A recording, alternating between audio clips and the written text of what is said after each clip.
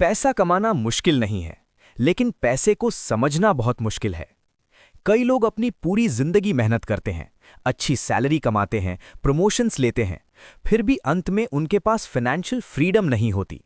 दूसरी तरफ कुछ लोग ऐसे भी होते हैं जिनकी इनकम बहुत बड़ी नहीं होती, लेकिन समय के साथ वे फाइनेंशियली सिक्योर और वेल्दी बन जाते हैं।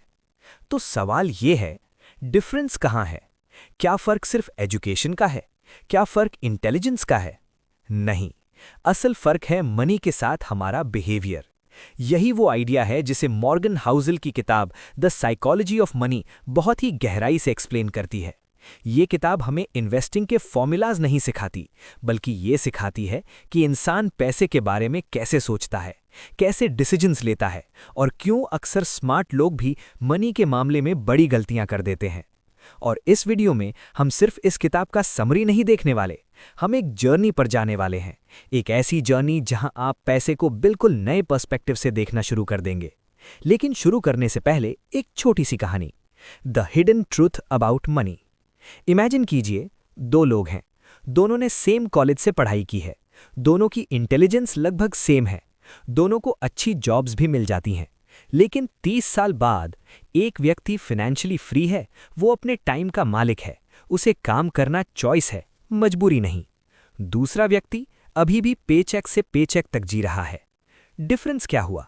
ये डिफरेंस नॉलेज का नहीं था, ये डिफरेंस बिहेवियर का था। मॉर्गन हाउसल कहते हैं, financial success is not a hard science, it's a soft skill. मतलब पैसे में सक्सेस सिर्फ मैथमेटिक्स या इंटेलिजेंस का गेम नहीं है, ये पेशेंस का गेम है, ये डिसिप्लिन का गेम है, ये साइकोलॉजी का गेम है। और अगर आपने अपनी साइकोलॉजी को कंट्रोल कर लिया तो पैसा आपके लिए काम करना शुरू कर देगा। लेकिन अगर साइकोलॉजी गलत हुई तो चाहे आपकी इनकम कितनी भी बड़ी क्यों ना हो, वेल्थ टिकेगी नहीं। और यही हमें समझने के लिए हमें पहले एक पावरफुल कॉन्सेप्ट समझना होगा, लक और रिस्क। हम अक्सर सक्सेसफुल लोगों को देखकर सोचते हैं कि उन्होंने सही डिसीजंस लिए, इसलिए वे सफल हुए। लेकिन रियलिटी इतनी सिंपल नहीं होती, क्योंकि सक्सेस में सिर्फ हार्डवर्क नहीं होता, उसमें लक भी होता है। और फेलियर में सिर्फ मिस्टेक्स नहीं होती, उसमें रिस्क भी होता है। इस कॉन्सेप्ट को समझने के लिए एक कहानी है, बिल गेट्स की। आज बिल गेट्स दुनिया के सबसे फेमस एंटरप्रेन्योर्स में से एक हैं। लेकिन बहुत कम लोग जानते हैं कि जब बिल गेट्स टीनेजर थे, तब उनके स्कूल में एक ऐसा कंप्यूटर था जो उस समय दुनिया के बहुत कम स्कूल्स में अवेलेबल था। इमेजिन कीजिए 1960s में कंप्यूटर एक्सेस होना कितना रेयर था। उस कंप्यूटर ने बिल गेट्स को प्रोग्रामिंग सीखने का मौका दिया, बहुत पहले, बहुत जल्दी। क्या बिल गेट्स इंटेलिजेंट थे? बिल्कुल। क्या उन्होंने हार्डवर्क किया? बिल्कुल। लेकिन क्या उनके सक्सेस में लक का रोल था? हाँ, बहुत बड़ा। अब इसका मतलब ये नहीं कि सक्सेस सिर्फ लक से आता है, लेकिन इसका मतलब ये ज़रूर है कि लाइफ में बहुत सी चीज़ें हमारे कंट्रोल में नहीं होती। और जब हम इस ट्रुथ को समझते हैं तो हमारे मनी डिसीजंस बदलने लगते हैं। हम थोड़े हम्बल हो जाते हैं, हम ज़्यादा कॉशियस हो जाते हैं, और सबसे इम्पॉर्टेंट, हम लॉन्ग टर्म थिंकिंग शुरू करते हैं। लेकिन यहाँ एक और सरप्राइजिंग बात है, कभी कभी वही चीज़ जो हमें रिच बनाती है, वही चीज़ हमें डिस्ट्रॉय भी कर सकती है। और इसे समझने के लिए हमें अगले कॉन्सेप्ट की तरफ जाना होगा, नेवर इनफ। लेकिन ये आइडिया इतना पावरफुल है कि इसे समझना आपकी पूरी फाइनेंशियल लाइफ बदल सकता है। और इसकी शुरुआत होती है एक शॉकिंग स्टोरी से, एक ऐसे बिलियनेयर की कहानी जिसके पास सब कुछ था, लेकिन फिर भी वो इनफ नहीं समझ पाया। Part 2, never enough, the billionaire who lost everything. कभी कभी लाइफ में सबसे बड़ा डेंजर गरीबी नहीं होता, सबसे बड़ा डेंजर होता है और थोड़ा ज्यादा की भूख। हम अक्सर सोचते हैं कि अगर हमारे पास ज्यादा पैसा होगा तो हम ज्यादा सिक्योर होंगे, ज्यादा हैप्पी होंगे। लेकिन हिस्ट्री हमें बार बार एक अलग ही लेसन सिखाती है। कई बार वही लोग जो ऑलरेडी रिच होते हैं, वही लोग सब कुछ खो देते हैं। यही आइडिया समझाने के लिए मॉर्गन हाउसल एक बहुत ही शॉकिंग स्टोरी बताते हैं। ये कहानी है राजगुप्ता की। राजगुप्ता एक बेहद पावरफुल बिजनेसमैन थे। वो ग्लोबल कंसल्टिंग फर्म मैकिन्जी के मैनेजिंग डायरेक्टर रह चुके थे। उनकी रेपुटेशन इनक्रेडिबल थी। दुनिया के सबसे इन्फ्लुएंशियल बिजनेस लीडर्स में उनका नाम लिया जाता था। उनके पास पैसा था, पावर थी, रिस्पेक्ट था, कनेक्शंस थे। सिंपल शब्दों में कहें तो उनके पास वो सब कुछ था जिसके लिए ज्यादातर लोग पूरी जिंदगी मेहनत करते हैं। लेकिन फिर एक दिन उन्होंने इनसाइडर ट्रेडिंग में इन्वॉल्वमेंट कर लिया, कुछ एक्स्ट्रा मनी कमाने के लिए। और यहीं से उनकी पूरी स्टोरी बदल गई। रिजल्ट, उनकी रेप्यूटेशन खत्म हो गई, उनका डेकेड्स का करियर खत्म हो गया और अंत में उन्हें जेल भी जाना पड़ा। अब यहां एक इंपॉर्टेंट क्वेश्चन आता है, क्यों? जब किसी इंसान के पास ऑलरेडी मिलियंस ऑफ डॉलर्स हों, जब उसके पास सक्सेस, रिस्पेक्ट और स्टेबिलिटी हो, तो वो इतना बड़ा रिस्क क्यों लेता है? आंसर सिंपल है, क्योंकि बहुत सारे लोग इनफ शब्द को समझते ही नहीं। The danger of never saying enough. हमारी मॉडर्न सोसाइटी हमें लगातार एक ही मैसेज देती है, मोर सक्सेस, मोर फॉलोअर्स, मोर मनी, मोर लाइफस्टाइल, और धीरे धीरे हम कंपैरिजन की रेस में फंस जाते हैं। आप एक अच्छी कार खरीदते हैं, लेकिन कुछ ही समय बाद आपको लगता है कि किसी और के पास उससे बेटर कार है। आपका सैलरी इंक्रीज होता है, लेकिन फिर आपको लगता है कि किसी और की सैलरी आपसे ज्यादा है। आप एक बिगर हाउस लेते हैं, फिर आपको लगता है कि किसी और का हाउस और बड़ा है। ये रेस कभी खत्म नहीं होती, क्योंकि ये रेस लॉजिक की नहीं है, ये रेस ईगो की है। मॉर्गन हाउसेल कहते हैं, there is no reason to risk what you have and need for what you don't have and don't need. मतलब, जो आपके पास ऑलरेडी है उसे रिस्क में डालना सिर्फ उस चीज के लिए जिसकी आपको एक्चुअली जरूरत भी नहीं है, ये सबसे बड़ी फाइनेंशियल मिस्टेक हो सकती है। और ये मिस्टेक सिर्फ ऑर्डिनरी लोग नहीं करते, ये मिस्टेक बिलियनर्स भी करते हैं। हिस्ट्री में ऐसे काउंटलेस एग्जाम्पल्स हैं जहां लोग इनक्रेडिबली रिच थे, लेकिन ग्रीड की वजह से उन्होंने सब कुछ खो दिया, क्योंकि उन्हें लगा बस थोड़ा और। लेकिन मनी की दुनिया में एक टाइमलेस रूल है, जो लोग इनफ समझ जाते हैं वही लॉन्ग टर्म में सबसे स्टेबल और हैप्पी रहते हैं। True wealth versus looking rich. अब यहां एक और पावरफुल आइडिया आता है। रिच दिखना और ट्रूली वेल्दी होना दोनों अलग चीजें हैं। आज सोशल मीडिया की दुनिया में ये डिफरेंस और भी ज्यादा इंपॉर्टेंट हो गया है। इमेजिन कीजिए, दो लोग हैं। पहला व्यक्ति एक्सपेंसिव क्लोथ्स पहनता है, लग्जरी कार चलाता है, लग्जरी रेस्टोरेंट्स में जाता है, इंस्टाग्राम पर उसकी लाइफ परफेक्ट लगती है। दूसरा व्यक्ति सिंपल लाइफ जीता है, वो फ्लैशी लाइफस्टाइल नहीं दिखाता, लेकिन क्वाइटली अपने इन्वेस्टमेंट्स बिल्ड करता रहता है। पहली नज़र में कौन रिच लगेगा? ऑब्वियसली पहला व्यक्ति, लेकिन रियलिटी में दूसरा व्यक्ति ज्यादा वेल्दी हो सकता है, क्योंकि वेल्थ वो मनी है जो आपने स्पेंड नहीं किया। वेल्थ वो एसेट्स हैं जो साइलेंटली ग्रो हो रहे हैं। वेल्थ वो इन्वेस्टमेंट्स हैं जो फ्यूचर में कंपाउंड होने वाले हैं। वेल्थ वो फ्रीडम है जो फ्यूचर में आपको ऑप्शंस देती है। मॉर्गन हाउसेल कहते हैं, spending money to show people how much money you have is the fastest way to have less money. यानी अगर आप सिर्फ दूसरों को इम्प्रेस करने के लिए पैसा खर्च करते हैं, तो आप धीरे धीरे अपनी फाइनेंशियल स्ट्रेंथ को कम कर रहे हैं। सबसे इंटरेस्टिंग बात यह है कि रियल वेल्थ अक्सर दिखाई ही नहीं देती। आप किसी बिलियनियर को देखकर उसकी वेल्थ नहीं देख सकते, क्योंकि वेल्थ बैंक अकाउंट्स में होती है, इन्वेस्टमेंट्स में होती है, लॉन्ग टर्म एसेट्स में होती है। और यही रीजन है कि बहुत सारे लोग गलत फाइनेंशियल डिसीजंस लेते हैं। वे उन चीज़ों को कॉपी करते हैं जो दिखाई देती हैं, एक्सपेंसिव लाइफस्टाइल, लेकिन वे उन चीज़ों को इग्नोर कर देते हैं जो दिखाई नहीं देती, saving, investing, patience, long term thinking. और यहीं से फाइनेंशियल प्रॉब्लम्स शुरू होती हैं। लेकिन यहाँ एक फैसिनेटिंग ट्रूथ है, दुनिया के ज्यादातर फाइनेंशियली सक्सेसफुल लोग फ्लैशी लाइफस्टाइल से रिच नहीं बने। वे रिच बने क्योंकि उन्होंने टाइम को अपने साइड पर काम करने दिया, उन्होंने पेशेंस रखा, उन्होंने अननेसेसरी रिस्क्स नहीं लिए, उन्होंने इनफ समझा, और सबसे इंपॉर्टेंट, उन्होंने कंपाउंडिंग को काम करने दिया।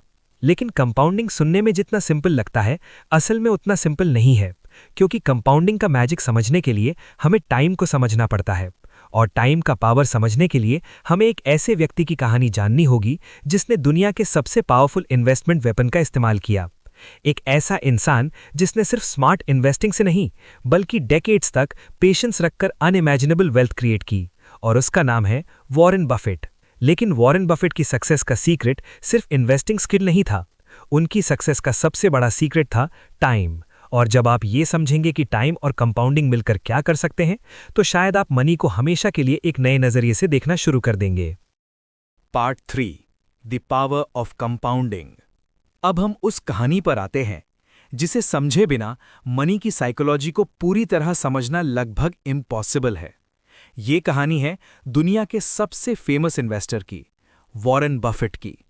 आज वॉरेन बफेट की नेटवर्थ बिलियंस ऑफ डॉलर्स में है।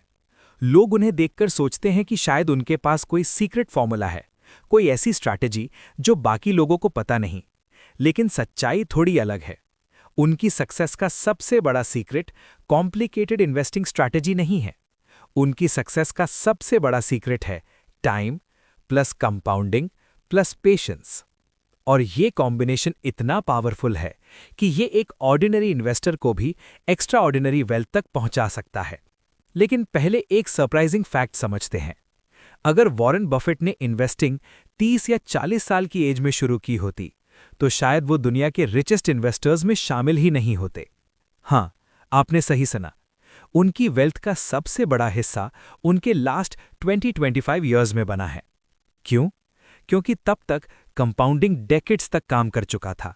वॉरेन बफेट ने इन्वेस्टिंग शुरू की थी जब वो सिर्फ 10 साल के थे। उन्होंने अपना पहला स्टॉक खरीदा, छोटी सी इन्वेस्टमेंट से शुरुआत की और फिर डेकेड्स तक अपने मनी को ग्रो होने दिया। यानी उनका रियल एडवांटेज इंटेलिजेंस नहीं था, उनका रियल एडवांटेज था अर्ली स्टार्ट और लॉन्ग टाइम होराइजन। और यही है कंपाउंडिंग का असली magic. Compounding, slow but powerful. Compounding का कॉन्सेप्ट सुनने में बहुत सिंपल लगता है, लेकिन इसका इम्पैक्ट ऑलमोस्ट मैजिकल होता है। इमेजिन कीजिए कि आपने 10,000 रुपये इन्वेस्ट किए। अगर वो हर साल 10% से ग्रो होते हैं तो पहले साल आपके पास होंगे 11,000 रुपये। दूसरे साल इंटरेस्ट सिर्फ 10,000 रुपये पर नहीं लगेगा, बल्कि 11,000 रुपये पर लगेगा। तीसरे साल इंटरेस्ट 11,200 रुपये पर लगेगा, फिर 13,310 रुपये, फिर 14,641 रुपये। और यही प्रोसेस हर साल चलता रहेगा। शुरुआत में नंबर्स छोटे लगते हैं, ऑलमोस्ट बोरिंग। पहले 5 साल में ग्रोथ बहुत एक्साइटिंग नहीं लगती। 10 साल बाद भी शायद रिजल्ट एक्स्ट्रा ऑर्डिनरी नहीं लगता। लेकिन फिर कुछ इंटरेस्टिंग होता है। 20 से 25 साल के बाद ग्राफ अचानक स्टीप हो जाता है, नंबर्स तेजी से बढ़ने लगते हैं। और यही कंपाउंडिंग का मैजिक है। It rewards patience brutally. इसीलिए एल्बर्ट आइंस्टाइन ने कंपाउंडिंग को कहा था the 8th wonder of the world. लेकिन यहां एक प्रॉब्लम है। कंपाउंडिंग मैथमेटिकली सिंपल है, लेकिन साइकोलॉजिकली बहुत मुश्किल है।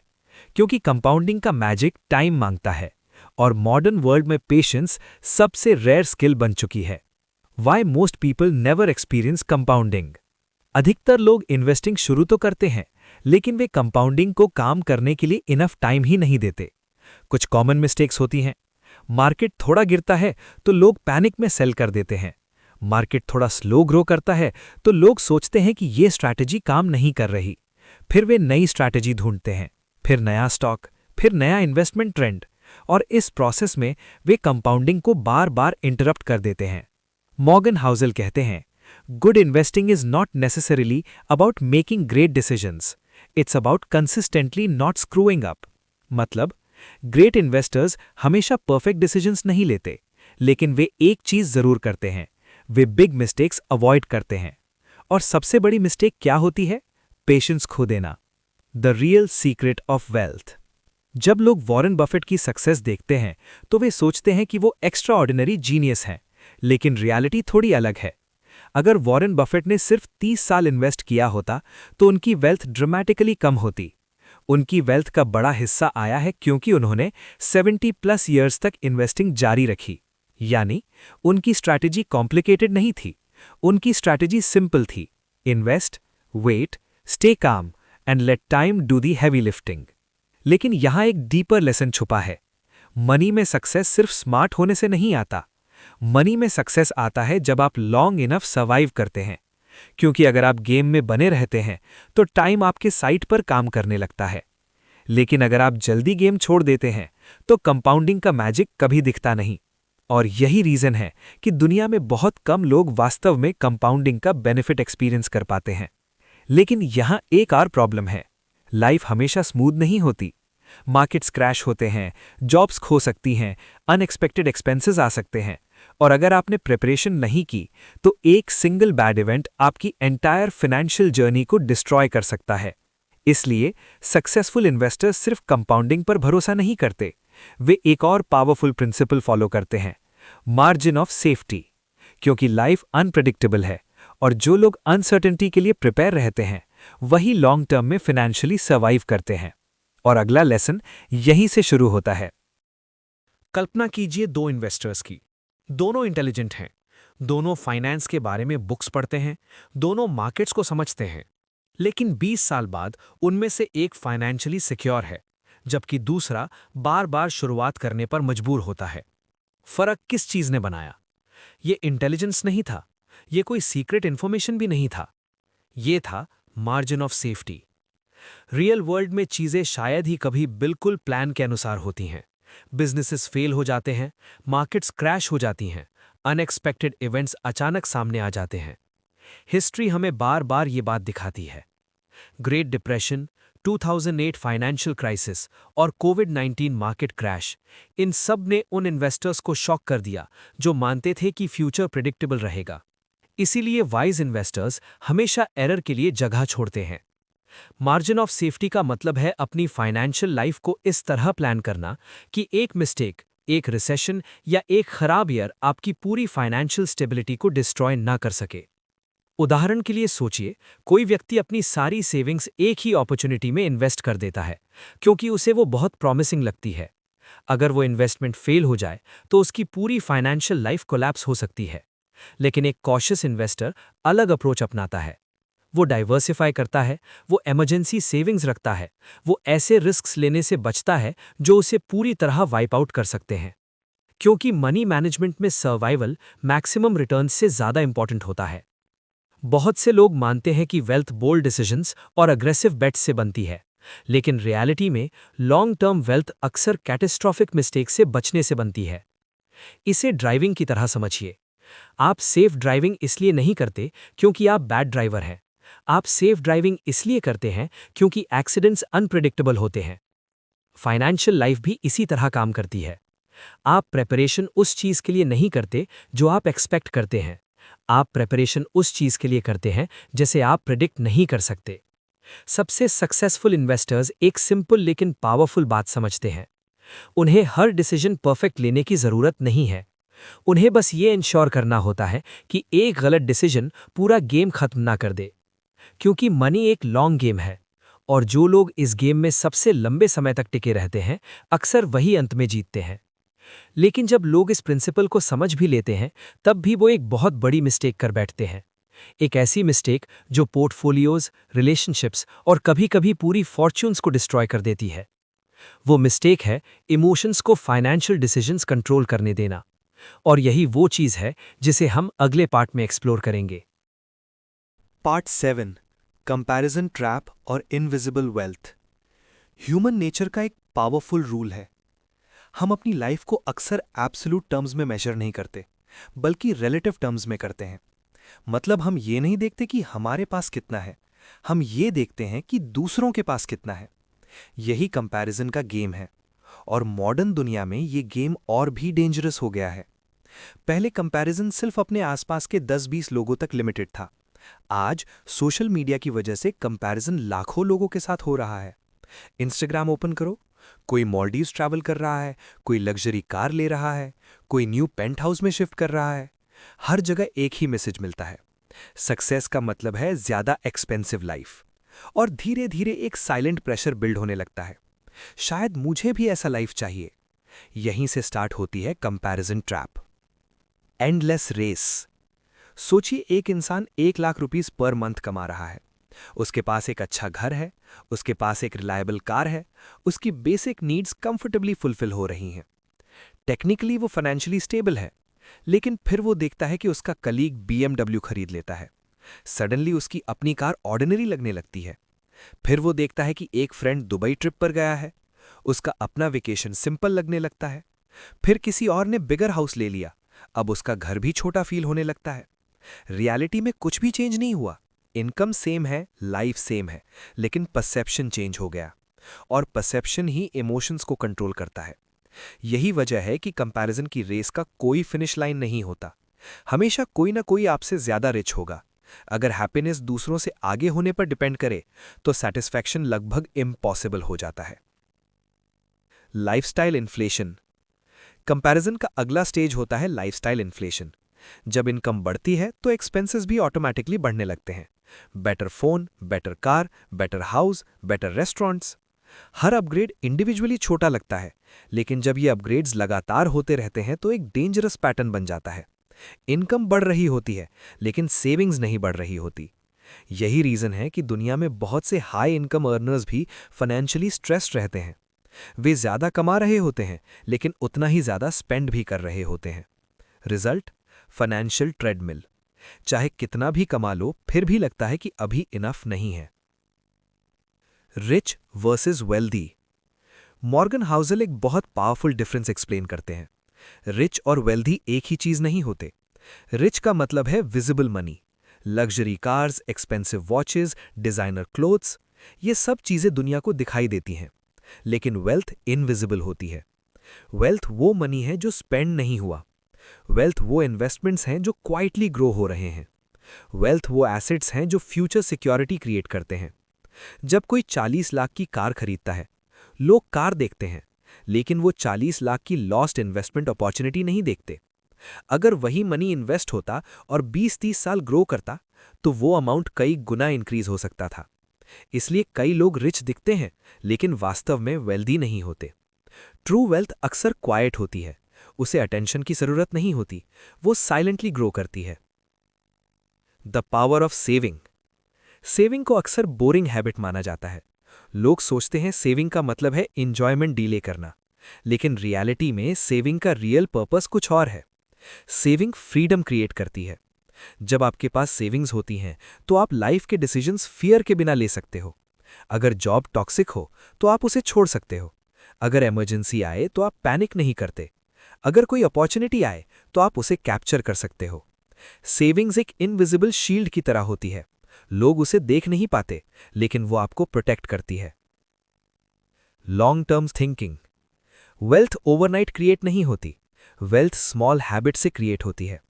Regular saving, regular investing, unnecessary comparison avoid करना। ये हैबिट्स शायद बोरिंग लगे, लेकिन डेकेड्स में यही habits extra ordinary results create करती हैं। एक इंसान जो 25 साल तक कंसिस्टेंटली इन्वेस्ट करता है, वो अक्सर उस इंसान से ज्यादा वेल्दी बन जाता है जो हाई इनकम अर्न करता है, लेकिन उतना ही स्पेंड भी कर देता है। टाइम और डिसिप्लिन मिलकर मिराकल्स क्रिएट करते हैं। और यही हमें अगले और फाइनल लेसन की तरफ ले जाता है, क्योंकि अंत में सवाल ये नहीं है कि आप कितना पैसा कमाते हो। रियल क्वेश्चन ये है, पैसा आपको क्या देता है। अब जब हम इस पूरी बुक की जर्नी को देखते हैं, तो एक पावरफुल रियलाइजेशन सामने आता है। मनी का पर्पस सिर्फ लग्जरी नहीं है। मनी का पर्पस सिर्फ स्टेटस नहीं है। मनी का पर्पस सिर्फ नंबर्स नहीं है। मनी का रियल पर्पस है freedom. Freedom to control your time. Time दुनिया की सबसे वैल्यूएबल एसेट है। अगर किसी इंसान के पास बहुत पैसा है, लेकिन वो अपना टाइम कंट्रोल नहीं कर सकता, तो क्या वो ट्रूली वेल्दी है? शायद नहीं। लेकिन अगर किसी इंसान के पास इनफ सेविंग्स और इन्वेस्टमेंट्स हैं और वो अपनी लाइफ के डिसीजंस खुद ले सकता है, तो वो वास्तव में वेल्दी है। Freedom over time. मनी आपको एक सिंपल लेकिन पावरफुल एबिलिटी देता है। The ability to say no. No to toxic jobs, no to unfair situations, no to unnecessary pressure. जब आप फाइनेंशियली सिक्योर होते हो, तो आप अपनी लाइफ को डिजाइन कर सकते हो। आप मीनिंगफुल वर्क चूज कर सकते हो। आप अपनी फैमिली के साथ ज्यादा टाइम स्पेंड कर सकते हो। आप अपनी हेल्थ और पैशंस पर फोकस कर सकते हो। और यही रियल लग्जरी है। Not cars, not watches, not expensive brands, बल्कि control over your life. Small decisions, big impact. इस बुक का एक और पावरफुल मैसेज है। फाइनेंशियल सक्सेस ड्रामेटिक डिसीजन से नहीं आता। फाइनेंशियल सक्सेस स्मॉल डिसीजन से आता है। Daily habits, saving a little, investing regularly, avoiding unnecessary debt, ignoring comparison. ये सब चीजें छोटी लगती हैं, लेकिन जब यही हैबिट्स 10, 20 या 30 साल तक रिपीट होती हैं, तो रिजल्ट्स एक्स्ट्रा ऑर्डिनरी हो जाते हैं। मनी का रियल मैजिक कंसिस्टेंसी में होता है। Behaviour greater than intelligence. इस पूरी बुक का सेंट्रल आइडिया भी यही है। मनी एक मैथमेटिकल सब्जेक्ट कम है और एक बिहेवियरल सब्जेक्ट ज्यादा है। मतलब फाइनेंशियल सक्सेस इंटेलिजेंस से ज्यादा बिहेवियर पर डिपेंड करता है। अगर आप इमोशनली स्टेबल हो, अगर आप पेशेंस रख सकते हो, अगर आप कंपैरिजन से दूर रह सकते हो, तो आप एवरेज इनकम के साथ भी स्ट्रॉन्ग वेल्थ क्रिएट कर सकते हो। लेकिन अगर आप इम्पल्सिव डिसीजंस लेते हो, तो इवन हाई इनकम भी लॉन्ग टर्म वेल्थ क्रिएट नहीं कर पाती। The final thought. इस बुक का सबसे पावरफुल लेसन शायद ये है, मनी के साथ परफेक्ट होना जरूरी नहीं है। आपको बस कंसिस्टेंट और सेंसिबल रहना है। थोड़ी मिस्टेक्स हर किसी से होती हैं, लेकिन अगर आप बिग मिस्टेक्स अवॉइड कर लेते हो और लॉन्ग टर्म गेम खेलते हो तो वेल्थ ऑलमोस्ट ऑटोमेटिकली बिल्ड होने लगती है।